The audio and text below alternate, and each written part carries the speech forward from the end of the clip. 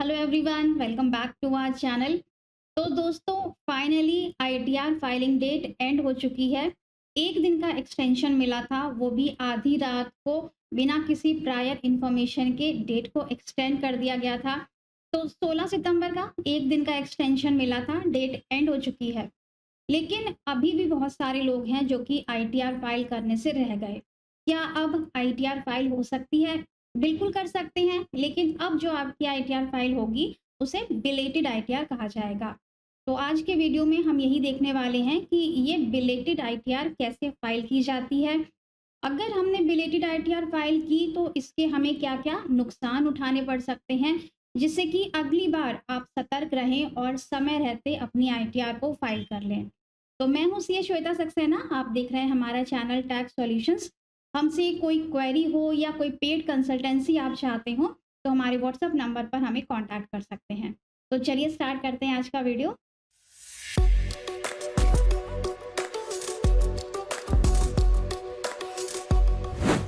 दोस्तों, सबसे पहले हम जान लेते हैं कि डिलेटेड आईटीआर को फाइल कैसे किया जाता है।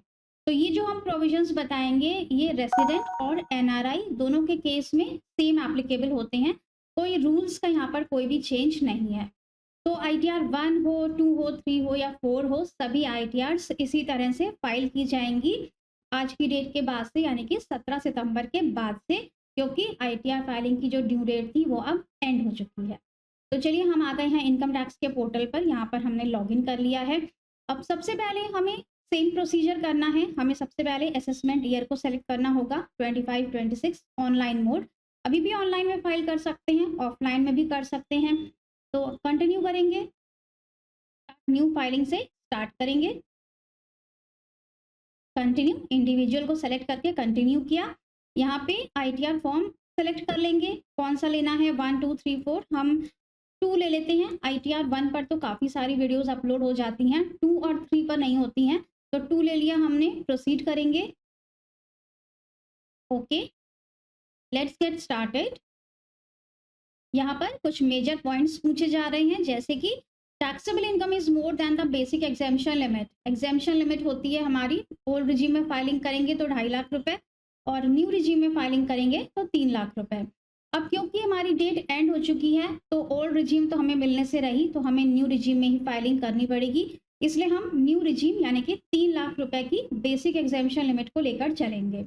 तो ये भी एक नुकसान है आपका, आगे हम इसे डिस्कस करेंगे। तो हमने फर्स्ट पॉइंट को सेलेक्ट कर लिया है, taxable income more than the basic exemption limit. Continue करेंगे। यहाँ पर हमें शेड्यूल्स को सेलेक्ट कर लेना है, जो जो भी शेड्यूल्स हमारे केस में एप्लीकेबल हैं। सैलरी है, रेंटल इनकम है, कैपिटल गेन्स दिखाने हैं तो यहाँ पे टिक लगा लेंगे। वीडीए है, कंटिन्यू कर देंगे। स्किप कर देते हैं। ओके, जनरल इंफॉर्मेशन में आ जाएंगे। अब यहाँ पर हमें एक मेजर चेंज करना होता है, फाइलिंग स्टेटस। तो यहाँ पर जो हमें सेक्शंस हैं फाइलिंग के, उसको चेंज करना होता है। अभी तक जो हम अपनी आईटीआर फाइल कर रहे थे वो हम सेक्शन 139(1) के अंदर फाइल कर रहे थे। यहाँ पर लिखा हुआ है रिटर्न फाइल्ड ऑन और बिफोर ड्यू डेट। अब जो हम अपनी आईटीआर फाइल करेंगे वो हम करेंगे सेक्शन 139 सबसेक्शन 4 के अंदर, belated return filed after due date. अब इस सेक्शन को सेलेक्ट करने से क्या होगा, इस सेक्शन को हम जैसे ही सेलेक्ट करेंगे तो हमारे ऊपर लेट फीस चार्जेस एप्लीकेबल हो जाएंगे। अगर आप चाहते हैं कि हम सेक्शन 139(1) को ही सेलेक्ट कर लें और हम डिपार्टमेंट को बेवकूफ़ बना दें, तो ये आईटीआर आप अपलोड ही नहीं कर पाएंगे, आपको सेक्शन यही वाला चूज़ करना पड़ेगा। तो हम नीचे इसको कंटिन्यू कर देते हैं। यहाँ पर रेसिडेंशियल स्टेटस सेलेक्ट कर लेंगे, रेसिडेंट। अगर एनआरआई हैं तो एनआरआई सेलेक्ट कर लेंगे। You are non resident Indian. अगर आपने रेसिडेंट सेलेक्ट किया है तो फिर यहाँ पर you are in India for 182 days और मोर। बाकी सब में हम नो कर देंगे, डायरेक्टर नहीं है, अनलिस्टेड इक्विटी शेयर्स नहीं है, कंफर्म कर देंगे। जनरल इन्फॉर्मेशन कंफर्म हो गई है। अब बाकी की आईटीआर आपको सेम वैसे ही फाइल करनी है जैसे कि ओरिजिनल आईटीआर को फाइल किया जाता है। आप अपना सैलरी का शेड्यूल फिल करेंगे, हाउस प्रॉपर्टी में रेंटल इनकम दिखाएंगे, कैपिटल गेन्स हैं, अदर सोर्सेज हैं। और आईटीआर को फाइल करने से पहले आप अपने एआईएस और 26 एएस को ज़रूर डाउनलोड कर लेंगे। तो सभी आईटीआर्स में सेम प्रोसीजर रहता है, चाहे 1 हो, 2 हो, 3 हो या 4 हो, सभी में बिलेटेड आईटीआर इसी तरह से फाइल होती है। कैसे फाइल करनी है देख लिया, चलिए देखते हैं कि बिलेटेड आईटीआर फाइल करने से हमें क्या-क्या नुकसान उठाने पड़ते हैं। तो ये हम आ गए हैं अपनी स्लाइड पर। सबसे पहला नुकसान होता है कि हमें लेट फीस देनी पड़ती है under section 234 F. Section 234 F में कितनी लेट फीस हमें लगती है? अगर आपकी इनकम 2.5 लाख रुपए से कम है तो कोई भी लेट फीस नहीं लगती है। अगर इनकम 2.5 लाख और 5 लाख रुपए के बीच में आती है तो 1,000 रुपए की लेट फीस है। और अगर इनकम 5 लाख रुपए से ज़्यादा है तो फिर 5,000 रुपए की लेट फीस है। दूसरा आता है इंटरेस्ट। आपके अगर टैक्सेस ड्यू हैं, आपने आईटीआर फाइलिंग डेट तक अपने टैक्सेस को पे नहीं किया है, तो इंटरेस्ट लगना शुरू हो जाता है। सेक्शन 234 ए में, सेक्शन 234 बी में और सेक्शन 234 सी में। जितना भी आपका टैक्स एक्स्ट्रा बन रहा होगा, उस एक्स्ट्रा टैक्स के ऊपर इंटरेस्ट लगना शुरू हो जाता है। और ये किस रेट पे लगता है? 1% पर मंथ के हिसाब से इंटरेस्ट लगता है।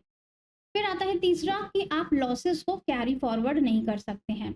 आपकी कोई भी हाउस प्रॉपर्टी लॉस है या बिजनेस लॉस है या फिर आपके कैपिटल गेन्स के लॉसेस हैं, एफएनओ लॉस है या इंट्राडे का लॉस है, वो लॉसेस आप कैरी फॉरवर्ड नहीं कर सकते हैं। तो यहाँ पर बहुत बड़ा नुकसान हो जाता है कि आप लॉसेस को कैरी फॉरवर्ड नहीं कर सकते हैं। फिर आता है रिफंड का डिले। अगर आप देर से अपनी आईटीआर फाइल करेंगे तो कोई टीडीएस रिफंड अगर आपका बनता है तो वो भी आपको देर से मिलेगा। नेक्स्ट आता है स्क्रूटनी का रिस्क। अगर आप अपनी आईटीआर लेट फाइल करते हैं, या ये चीज़ रिवाइज्ड आईटीआर में भी एप्लीकेबल होती है, अगर आप बार बार अपनी आईटीआर को रिवाइज करते हैं तो बहुत चांसेस हो जाते हैं कि आपके ऊपर स्क्रूटनी के ऑर्डर आ जाएं। तो स्क्रूटनी का रिस्क बहुत ज़्यादा रहता है अगर आप अपनी आईटीआर लेट फाइल करते हैं। बहुत से लोग यहाँ पे क्वेरी भी करते हैं कि हम अपनी आईटीआर को कितनी बार रिवाइज कर सकते हैं। तो डिपार्टमेंट ने ऐसी कोई भी लिमिट नहीं बता रखी है कि आप अपनी आईटीआर को कितनी बार रिवाइज कर सकते हैं। आप जितनी बार चाहें उतनी बार अपनी आईटीआर को रिवाइज कर सकते हैं। लेकिन अगर आप बार बार अपनी आईटीआर को रिवाइज करते हैं, उसमें डिडक्शंस चेंज करेंगे या इनकम को चेंज करेंगे, तो बहुत चांसेस रहते हैं कि आपके ऊपर स्क्रूटनी के ऑर्डर आ जाएं। फिर आता है reduced time for revision. Belated ITR को आप रिवाइज कर सकते हैं। पहले ये प्रोविजन था कि बिलेटेड आईटीआर रिवाइज नहीं होती थी, लेकिन अब आप बिलेटेड आईटीआर को भी रिवाइज कर सकते हैं। लेकिन अगर आप देरी से अपनी आईटीआर को फाइल करेंगे तो आपके पास समय भी कम रहेगा, आप बार बार अपनी आईटीआर रिवाइज नहीं कर सकते हैं। रिवाइज करने के लिए समय सीमा आपके पास कम हो जाती है। फिर 7th नंबर पॉइंट है हमारा मिस्ड बेनिफिट्स। कुछ बेनिफिट्स हैं जो हमें नहीं मिल पाते हैं अगर हम अपनी आईटीआर देरी से फाइल करते हैं। जैसे कि हमने देखा कि हम अपने लॉसेस को कैरी फॉरवर्ड नहीं कर सकते हैं। दूसरा नुकसान क्या होता है कि हम अपनी आईटीआर को सिर्फ न्यू टैक्स रिजीम में ही फाइल कर सकते हैं। इन केस आपने काफ़ी सारे इन्वेस्टमेंट्स किए हुए हैं, आपके पास होम लोन भी है, आप अगर ओल्ड टैक्स रिजीम में फाइलिंग करते तो शायद आपका टैक्स बच जाता या फिर आपका कुछ रिफंड बन जाता। लेकिन अब क्योंकि आपको सिर्फ न्यू टैक्स रिजीम को ही सिलेक्ट करना पड़ेगा, तो हो सकता है न्यू टैक्स रिजीम के हिसाब से आपका कुछ टैक्स बन जाए। इसीलिए आईटीआर को ड्यू डेट से पहले फाइल करना बहुत ज़रूरी है, जिससे कि हम मैक्सिमम बेनिफिट्स इससे उठा सकें। तो बस फ्रेंड्स, छोटा सा वीडियो था बिलेटेड आईटीआर के ऊपर, कैसे फाइल करनी है, इसके क्या क्या नुकसान हैं। होप कि वीडियो आपके लिए यूज़फुल रहा होगा। इसी तरह से हमारे वीडियोस के साथ जुड़े रहिएगा, हमारे चैनल को सब्सक्राइब करना मत भूलिएगा। Thank you so much for watching this video. मिलेंगे नेक्स्ट वीडियो में। Till then stay safe and healthy. Bye bye.